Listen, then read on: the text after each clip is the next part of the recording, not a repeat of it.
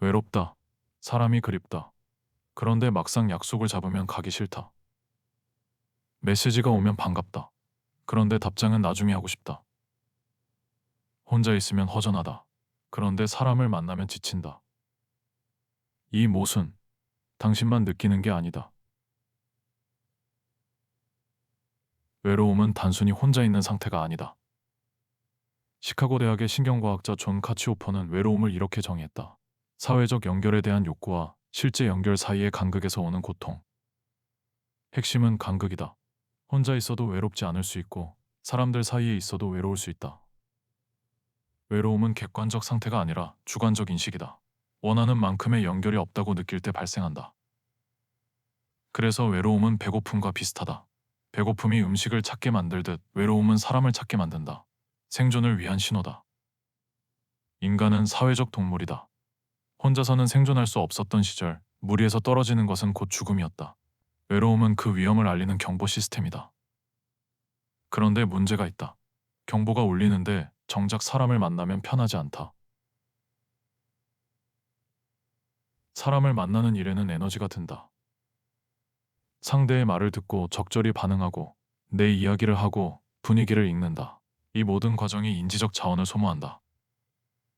사회학자 엘리 러셀 혹실드는 이것을 감정 노동이라고 불렀다. 원래는 서비스직 종사자들의 노동을 설명하기 위한 개념이었지만 이제 일상의 모든 관계에 적용된다.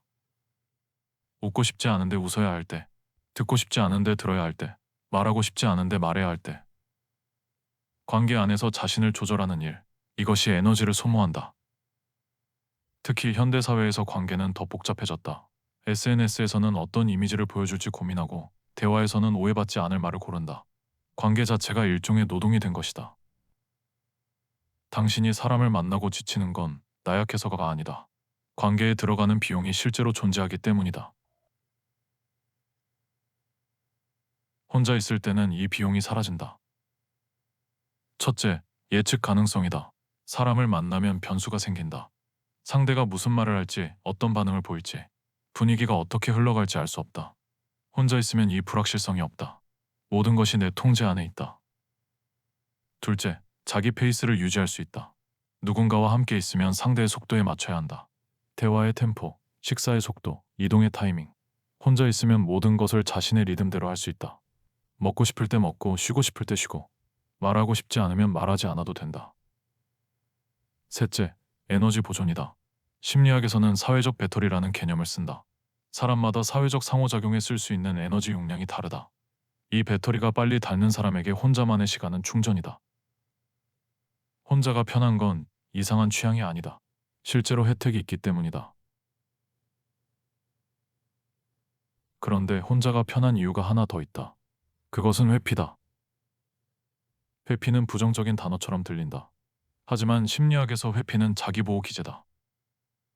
과거의 관계에서 상처받은 경험이 있다면 뇌는 관계를 잠재적 위험으로 인식한다. 가까워지면 다칠 수 있다는 것을 학습한 것이다. 애착 이론 연구자들은 이것을 회피형 애착의 특성 중 하나로 설명한다. 회피형 애착을 가진 사람들은 친밀감을 원하지만 동시에 친밀감이 불편하다. 가까워지면 자신이 취약해진다고 느끼기 때문이다. 그래서 연결을 원하면서도 막상 가까워지려 하면 본능적으로 뒤로 물러난다. 이것은 의식적인 선택이 아니다. 자동으로 작동하는 방어 시스템이다. 이들에게 혼자 있는 것은 안전하다. 상처받을 가능성이 없기 때문이다. 혼자가 편한 이유 중 일부는 진짜 편해서이고 일부는 두려워서다. 이 둘은 겉으로 보기에 같아 보인다. 외로운 게 싫은데 혼자가 편한 이유. 첫째, 외로움은 연결에 대한 욕구다. 생존 본능에서 비롯된 신호이고 사람을 찾게 만든다. 둘째, 관계에는 비용이 든다. 감정 노동, 인지적 자원 소모, 사람을 만나면 에너지가 소모된다.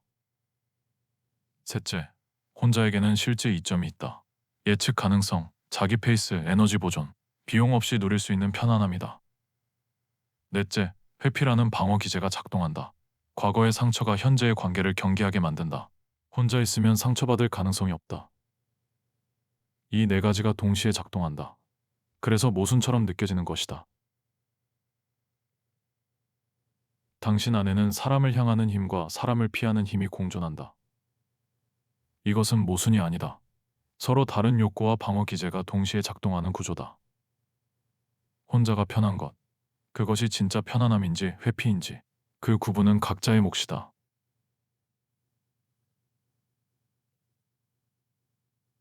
혼자가 편한 게 회피에 가깝다고 느낀다면, 연결을 원하면서도 두려워서 피하는 것이라면, 그리고 그 패턴을 바꾸고 싶다면, 카치오퍼의 연구팀은 몇 가지 방향을 제안한다.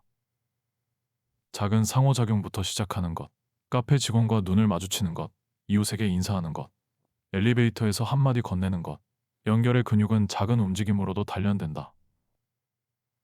그리고 양보다 질에 집중하는 것, 많은 사람을 만나는 것보다 한 명과 조금 더 깊이 이야기하는 것이 외로움을 줄인다. 연구자들은 이것을 점진적 노출이라고 부른다. 한 번에 큰 연결을 시도하는 것이 아니라 작은 연결을 반복하며 관계에 대한 경계를 낮추는 방식이다. 물론 이것도 당신의 선택이다.